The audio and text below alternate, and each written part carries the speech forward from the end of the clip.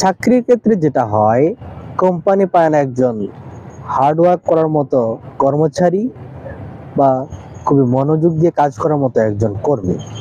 আবার আমরা বেকার যারা আছি তারা পাই না চাকরি। এখন যাই হোক, যদি একটা চাকরি পাই, আমাদের হাজার যন্ত্রণা থেকে থাকে, বিভিন্ন এই কারণ, এই অসুবিধা, কত ধরনের অসুবিধা দেখে আমরা।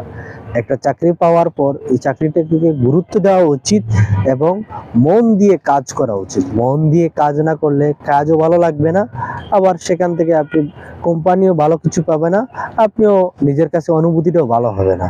মন দিয়ে যদি কোনো কাজ করেন, কাজটা ভালোবাসেন, তো অবশ্যই এখান থেকে ভালো কিছু করতেও পারবেন আপনি, আবার কোম্পানিকেও ভালো কিছু দিতে পারবেন, বা যেখানেই চাকরি করেন। অতএব একটা চাকরি পাওয়ার পর প্রত্যেকের উচিত চাকরিটাকে গুরুত্ব দেওয়া, সময় দেওয়া এবং কাজটা ভালো করে বুঝে নেওয়া, দেন কাজটা শুরু করা। আমরা অনেকেই কাজ না বুঝেই কাজ শুরু করে দিতে পারি, এটা কিন্তু ঠিক না। আগে কাজটা ভালো করে বুঝতে হয়, দেন কাজটা স্টার্ট করতে হয়। কাজ শিখে নিলে কাজটা করতে পারবেন ভালো করে, কাজটাও নিখুঁত হবে।